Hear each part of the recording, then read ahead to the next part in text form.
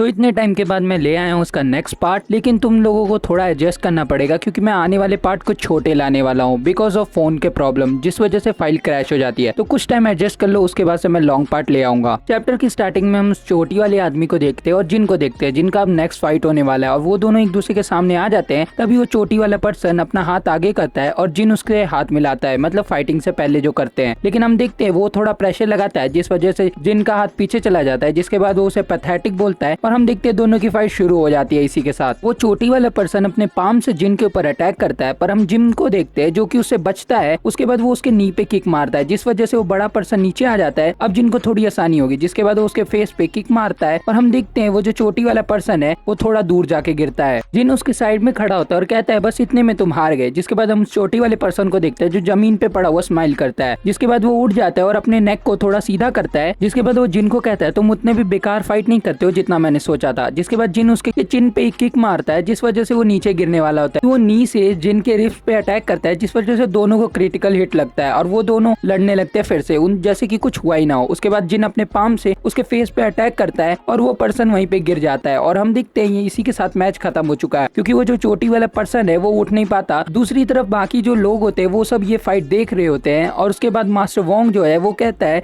कि ये इससे हार गया। जिसके बाद बैटलफील्ड से जिन वापस आता है, उससे सैथ की मॉम मिलती है। जिसके बाद सैथ की मॉम उसे कहती है तुमने तो बड़े आसानी से उसे हरा दिया। जिसके बाद जिन थम्स अप दिखाता है और कहता है ये मेरे लिए बच्चों का खेल था। उसके बाद नेक्स्ट फाइट की अनाउंसमेंट होती है जिसमें सैथ की मॉम पार्टिसिपेट कर रही है। जिसके बाद वो वहां से चली जाती है और जिन को बोलती है अपने फाइट के लिए प्रिपेयर होने। और हम सैथ की मॉम को देखते हैं जिसकी फाइट होने वाली होती है उस ब्राजीलियन पर्सन के साथ। तो हम जिन को देखते हैं जिसे अचानक से पेन होने लगता है। फिर हमें याद आता है फाइट के बीच में जो उस चोटी वाले पर्सन ने उसे हिट मारा था उस वजह से उसे अभी भी पेन हो रहा होता है। दूसरी तरफ सैथ की मॉम की फाइट शुरू हो चुकी होती है और वो जो ब्राजीलियन पर्सन है वो सैथ की मॉम के ऊपर आ चुका होता है और वो उसके ऊपर कुल्हाड़ी से अटैक कर रहा होता है, पर सैथ की मॉम उसे बचती है। जिसके बाद वो अपने ग्रिप से अटैक करता है और वो सैथ की मॉम का शर्ट पकड़ लेता है। तभी वो दूसरे हाथ से कुल्हाड़ी निकालता है और उसके ऊपर अटैक करने वाला होता है, पर सैथ की मॉम उसके मुंह पे एक किक मारती है जिस वजह से वो थोड़ा दूर हो जाता है। उसके बाद वो उसे अपर किक मारती है और वो खुद दूर हो जाती है। जिसके बाद हम देखते हैं वो कुल्हाड़ी से अटैक करता है जिस वजह से सैथ की मॉम के फेस पे एक कट आ जाता है और उसमें से ब्लड आने लगता है। ये मैच और इंटेंस होने वाला होता है और दोनों एक दूसरे की तरफ बढ़ जाते हैं। जो ब्राजीलियन पर्सन होता है वो दोनों हाथ से कुल्हाड़ियों की अटैक कर रहा होता है, लेकिन सैथ की मॉम उसे किक मार के दूर कर देती है। सैथ की मॉम का जो किक था जिसमें इतनी सारी फोर्स थी जिस वजह से वो ब्राजीलियन पर्सन पीछे हो जाता है, उसके हाथ से कुल्हाड़ियां छूट जाती है। पर वो दूसरे हाथ से कुल्हाड़ी का यूज करता है, पर सैथ की मॉम उसे दूसरी कुल्हाड़ी से ब्लॉक कर देती है। जिसके बाद दोनों फिर से लड़ना शुरू कर देते हैं, पर जो वो ब्राजीलियन पर्सन होता है वो सैथ की मॉम के किक मारता है जिस वजह से वो दूर जाके उड़ती है। सैथ की मॉम हवाई में अपना वेपन निकालती है और तुम्हें पता ही होगा कि सैथ की मॉम इतनी भी कमजोर नहीं है, इस वजह से वो बच जाती है और वो अपना वेपन निकालती है और उस ब्राजीलियन पर्सन के ऊपर अटैक करती है। हम देखते हैं वो उसका हाथ पकड़ लेती है और उसे खींच देती है। उसके बाद नेक्स्ट सीन में हम जो देखते हैं वो ज्यादा ही कुछ डार्क होने वाला है। उसका हाथ वहाँ से अलग हो चुका है। जिसके बाद हम देखते हैं उसका हाथ जैसे ही नीचे गिरने वाला होता है, पर वो ब्राजीलियन पर्सन उसे किक मारता है और सैथ की मॉम की तरफ कर देता है, पर सैथ की मॉम उसे डॉच कर देती है। जिसके बाद सैथ की मॉम कहती है तुम पागल हो क्या, तुमने अपने हाथ को ही किक कर दिया। जिसके बाद हम देखते हैं वो उनका नेक पकड़ लेता है और उनको पकड़ के दीवार में चिपका देता है। जिसके बाद हम देखते हैं वो आगे बढ़ के अपने उसी कटे हुए हाथ से उनको पंच करता है। उसके बाद सैथ की मॉम कहती है अगर तुमने एक कदम और आगे बढ़ाया तो अगला तुम्हारा गर्दन होगा। सैथ की मॉम ने उसके नेक की तरफ अपने वेपन को लगा दिया था जिस वजह से उसके नेक को काटा जा सकता था। इस वजह से वो ब्राजीलियन पर्सन अपनी हार मान लेता है और हम सैथ और जिन को देखते हैं जो ये मैच देख रहे होते हैं। दूसरी तरफ वोंग ने अपने ही चमचे को मार दिया होता है। मुझे तो स्टार्टिंग से ये बुढ़ा थोड़ा सा पागल लगता है। जिसके बाद हमें दिखाया जाता है कि जितने भी पर्सन फाइट कर रहे होते हैं सबके ऊपर जो बेट लगी होती है वो मिलियन में होती है। जिसके बाद वहाँ पे जो दो घोस्ट गैंग के मेंबर होते हैं वो लोग आपस में बात कर रहे होते हैं कि बेट ऊपर से बढ़ी जा रहा है और वो एक दूसरे से पूछते हैं कि तुम्हें क्या लगता है कौन जीतेगा। जिसके बाद वो कहते हैं ये बोलना तो बड़ा मुश्किल है, हमें क्या, हमें तो पैसे मिल रहे हैं। हम स्क्रीन पे देखते हैं जो नेक्स्ट फाइट होती है वो सैथ और जिन की होती है जिसमें हमें बहुत मजा आने वाला होता है और उसके बाद चाइनीज कंपनी के सक्सेसर और सैथ की मॉम के बीच में फाइट होने वाला होता है। तभी वो बुढ़ा उससे पूछता है कि वो दूसरा वाला बुढ़ा कहाँ लड़ेगा। जिसके बाद वो कहता है कि वो लास्ट में लड़ेगा सैथ की मॉम के साथ। जिसके बाद हम देखते हैं सक्सेसर का सीन जहाँ पे वो सैथ के बॉडीगार्ड के पास आके उसके थैंक्स बोलता है अपने साथ फाइट करने के लिए और उसके बाद बोलता है कि तुम मुझे सैथ की कोई वीकनेस बता सकते हो। इसके बाद वो उसे कहता है कि इसमें कोई चांस ही नहीं है, 2 साल पहले भी वो मेरे से इतना स्ट्रांग था कि मैं उसे कभी हरा नहीं सकता हूँ। और वो ये सब अपनी पास की बातें याद करके बोल रहा होता है। फिर उसके बाद वो कहता है कि तुम्हें सैथ के छोड़ के अपने नेक्स्ट अपोनेंट के बारे में सोचना चाहिए जो कि सैथ की मॉम है। वो मुझसे 10 गुना ज्यादा स्ट्रांग है, अगर मेरे जैसे 10 भी आ जाए तो उनको नहीं हरा पाएंगे। जिसके बाद वो डर जाता है और वहाँ से वो सक्सेसर चला जाता है और बॉडीगार्ड अपनी सीट पे बैठ के कैमरे में देखने लगता है जहाँ पे मास्टर वोंग होते हैं और वो उसी की तरफ आ रहे होते हैं। तब तब मास्टर वोंग उस बॉडीगार्ड के सामने आके बोलते हैं कि तुम्हें पता है बाकी प्लेयर कहाँ पे है, मुझे उनसे फाइट करना है। जिसके बाद वो बॉडीगार्ड थोड़ा डर जाता है और मास्टर वोंग उसे बताते हैं मुझे उनके रूम के बारे में जानना है क्योंकि नेक्स्ट कंपटीशन 3 दिन बाद है और मैं तब तक रुक नहीं सकता। जिसके बाद वो बॉडीगार्ड उन्हें बताने से मना करता है, पर मास्टर वोंग उसे फाइट करने के लिए उसकी तरफ बढ़ जाते हैं और हम देखते हैं वो एकदम गुस्से में होते हैं, जिस वजह से वो बॉडीगार्ड को पकड़ के दीवार में लगा देते हैं। और हम देखते हैं वो बॉडीगार्ड उनके सामने कुछ नहीं कर पाता और मास्टर वोंग उसे पकड़ के बोलते हैं कि मैं इतना देर नहीं रुक सकता खून को देखने के लिए। सीन शिफ्ट होता है, हम रोड पे देखते हैं 2 पर्सन को जाते हुए, जो कि वो ब्राजीलियन पर्सन और उसका दोस्त होता है। जिसके बाद वो दोनों बात कर रहे होते हैं और ब्राजीलियन पर्सन वहीं रुक जाता है और हम देखते हैं ब्राजीलियन पर्सन तभी पीछे देखने लगता है। जब उसका दोस्त उसे पूछता है कि क्या हुआ, तब वो अपनी कुल्हाड़ी निकाल लेता है और फाइट के लिए रेडी हो जाता है। उनके सामने होता है वही खूसट बुड्ढा मास्टर वोंग। दूसरा पर्सन कहता है इस बुड्ढे से हमें क्या डरना। जिसके बाद वो कहता है कि ये स्टेडियम नहीं है तो थोड़ा ध्यान से रहो। बाद मास्टर वोंग कहता है मुझे ऐसा क्यों लग रहा है कि मुझे अब बहुत मजा आने वाला है। जिसके बाद वो ब्राजीलियन पर्सन अपनी कुल्हाड़ी पकड़ के वहाँ पे खड़ा हो जाता है और हम मास्टर वोंग को देख रहे होते हैं जो कि हंस रहा होता है और कह रहा होता है अब मुझे खून देखने को मिलेगा। चैप्टर की लास्ट में हम एक पर्सन को देखते हैं जो कह रहा होता है इन दोनों में से आखिर कौन जीतेगा, और यहीं पे चैप्टर एंड हो जाता है। अगर वीडियो अच्छी लगे तो लाइक और सब्सक्राइब कर देना और तुम मेरी थोड़ी प्रॉब्लम समझो। मैं जल्दी से नई वीडियोस लाने की कोशिश करता हूँ पर कभी ना कभी कुछ ना कुछ प्रॉब्लम आ ही जाती है। मिलता हूँ तुम्हें नेक्स्ट वीडियो में।